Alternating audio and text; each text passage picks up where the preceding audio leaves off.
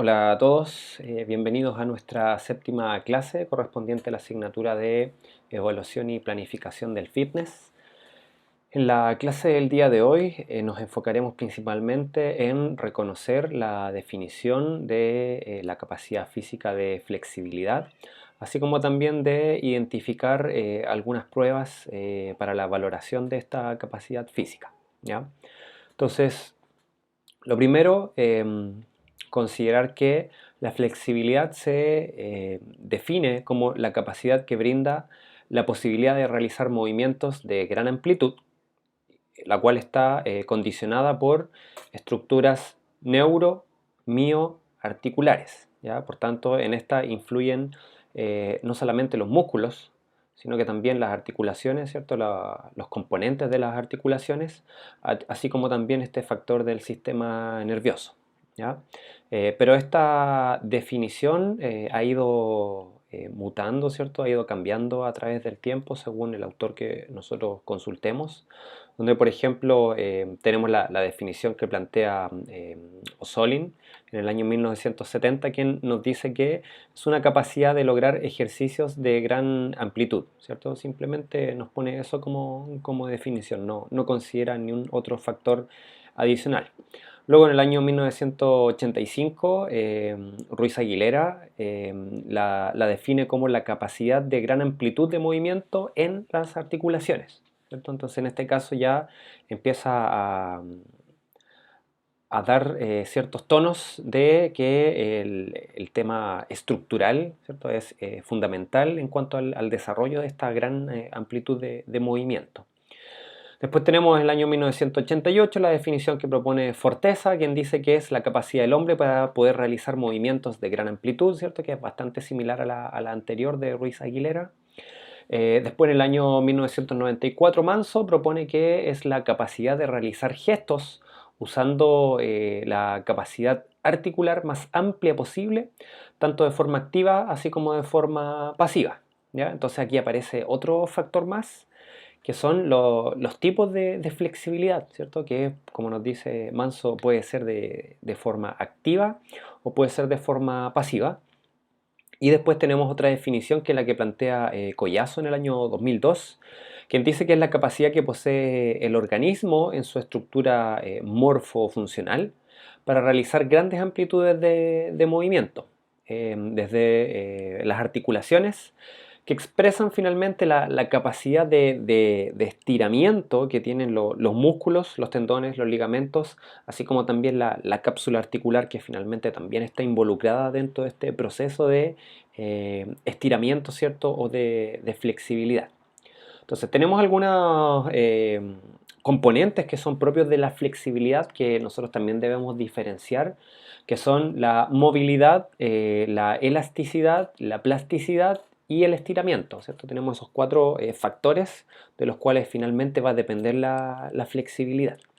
Entre ellos, ¿cierto? Yo les mencionaba la movilidad, que es esta propiedad que poseen las articulaciones, ¿cierto? Propio de las articulaciones, para realizar determinados tipos de movimientos, ¿ya? Y esto obviamente en dependencia de su estructura morfológica, ¿cierto?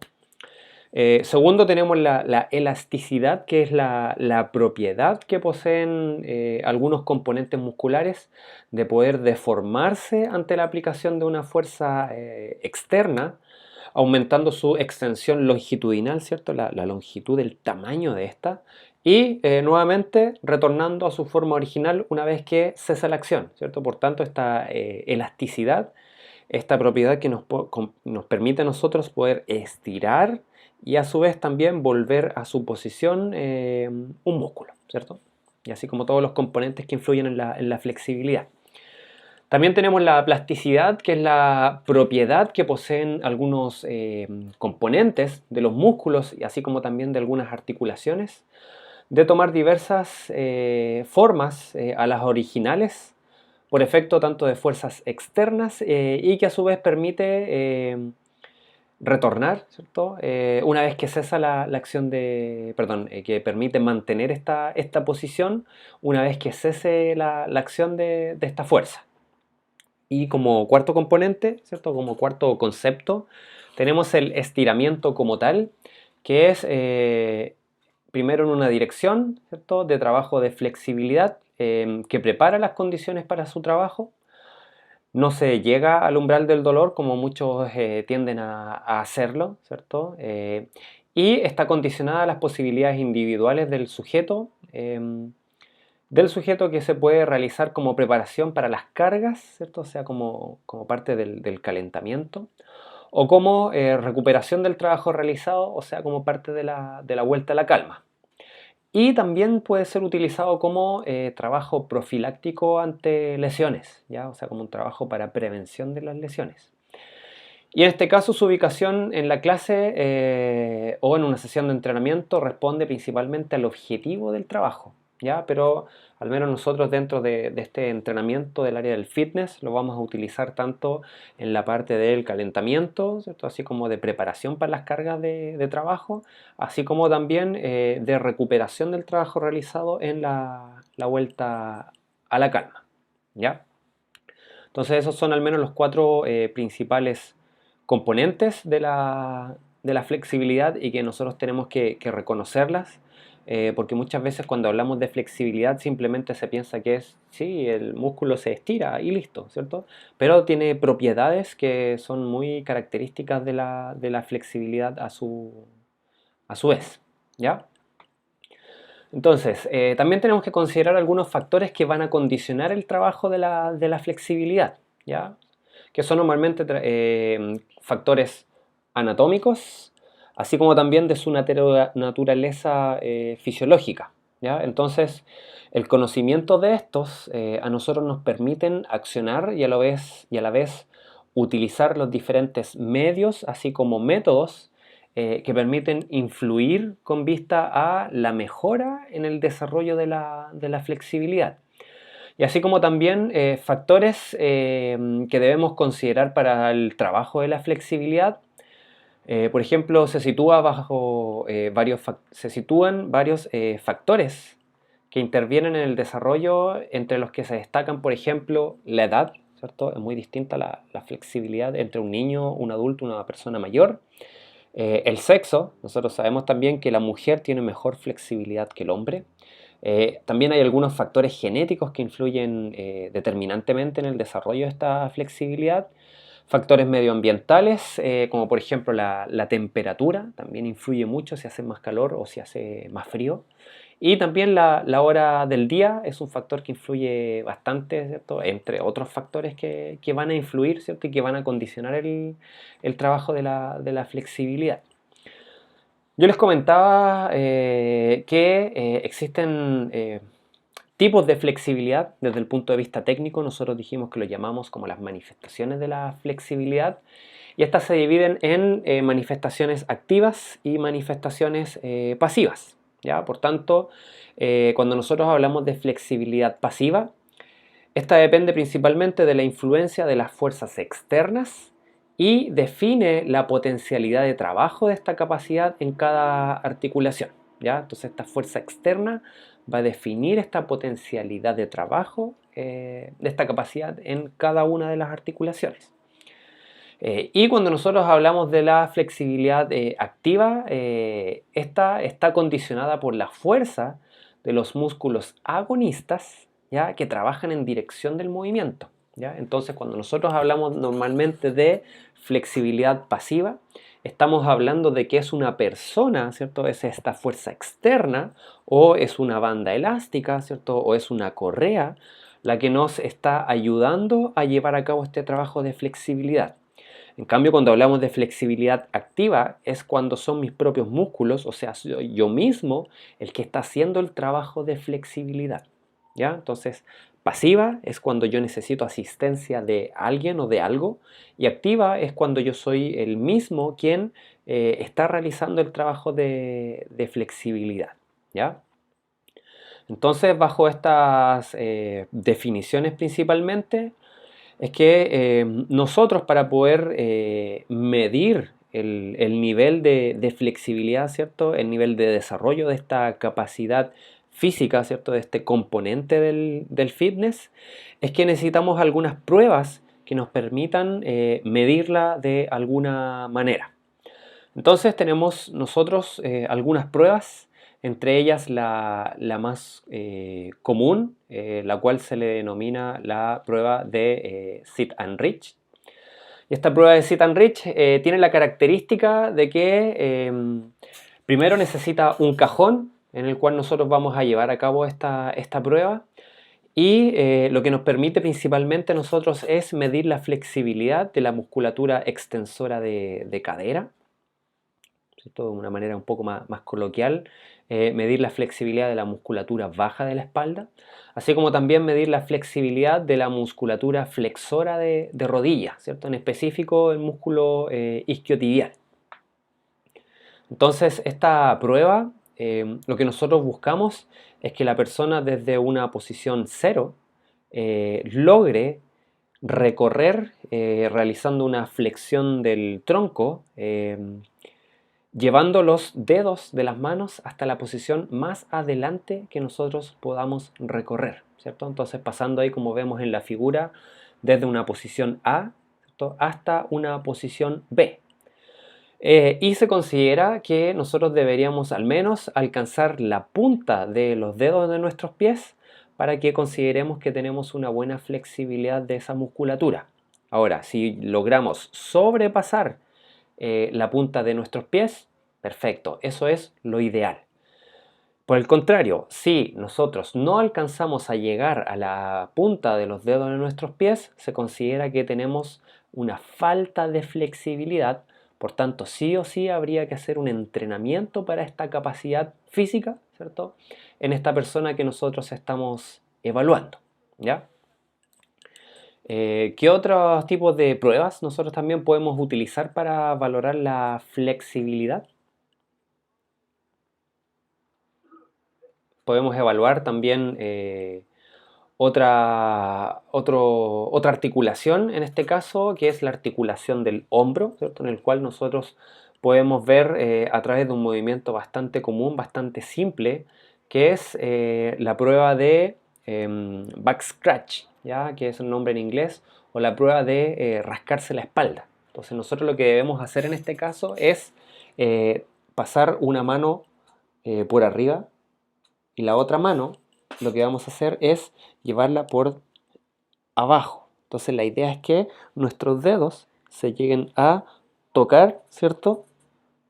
Y cuando nosotros logramos tocar nuestros dedos, vamos a considerar que la persona tiene una buena flexibilidad. O cuando las puntas de los dedos se alcanzan, pero vamos a denominar que es una mala flexibilidad cuando los dedos no se alcanzan a tocar entre ellos, ¿ya? Y obviamente para cada una de estas pruebas nosotros tenemos tablas de valoración correspondientes que ustedes las van a poder ver ahí en el PowerPoint, ¿ya? Así como podemos ir viendo diferentes pruebas que nos permiten ir valorando esta capacidad, ¿cierto?, de flexibilidad, capacidad de mayor amplitud de movimiento, ¿ya?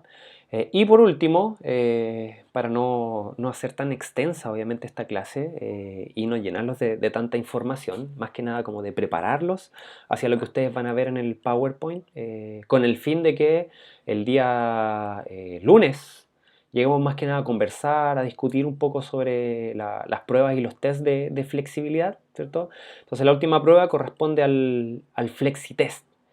Y el FlexiTest es una prueba que a nosotros nos permite evaluar la movilidad de 20 articulaciones distintas, ¿cierto? Más que 20 articulaciones, 20 movimientos articulares distintos, ¿ya? Entonces, vamos a evaluar nosotros la movilidad en el tobillo, donde vamos a evaluar los movimientos de flexión y extensión del tobillo.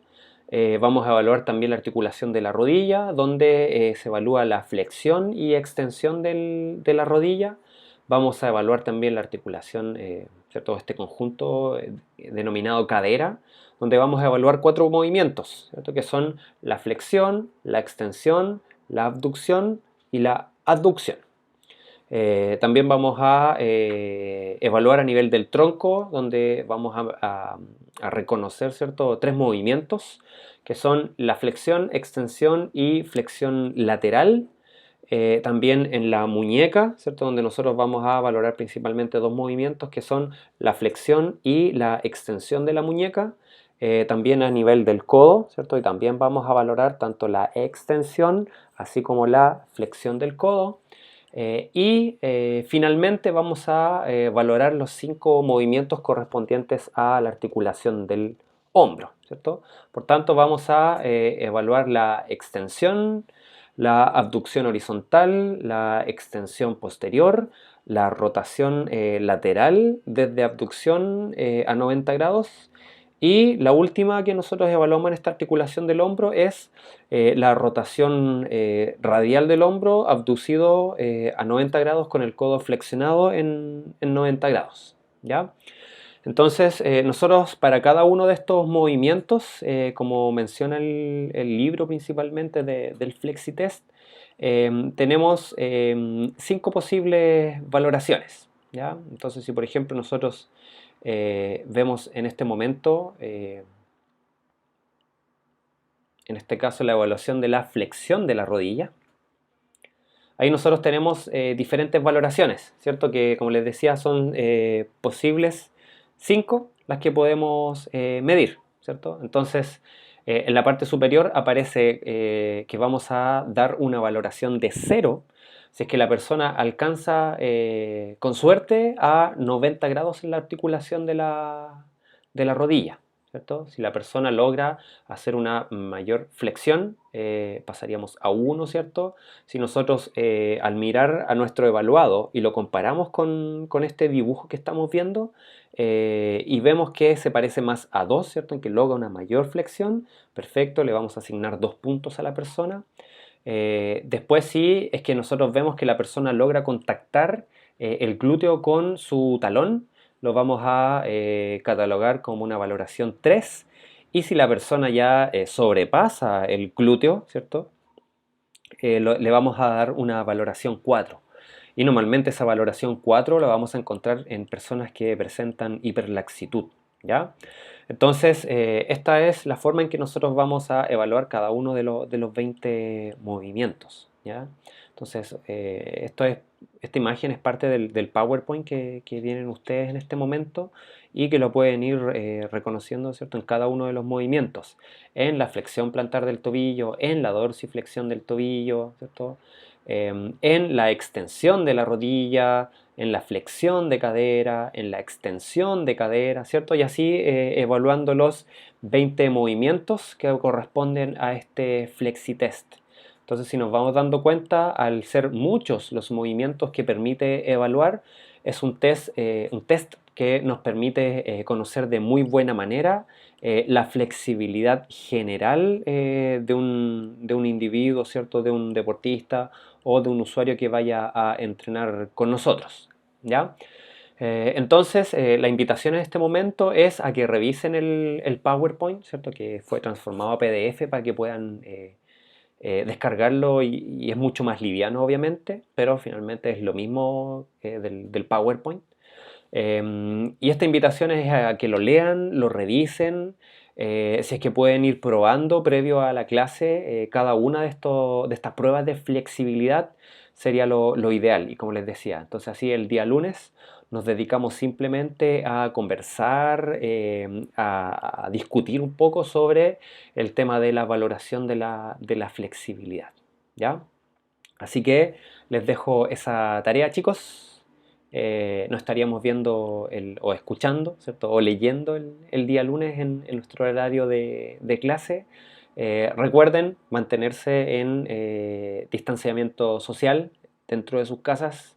Si necesitan salir por alguna razón, ¿cierto? Muy particular, muy específica, muy necesaria, siempre con mascarilla, si es que pueden con guantes, evitar el contacto directo con otras personas y el lavado de manos, ¿cierto? Que debe ser durante todo el día. Recordamos que esta pandemia aún no ha acabado, aún no ha terminado, por tanto, aún estamos en tiempos de cuidarnos, ¿cierto? Y recuerden que si ustedes se cuidan, también están cuidando a su familia, ¿cierto? A sus seres queridos, ¿ya?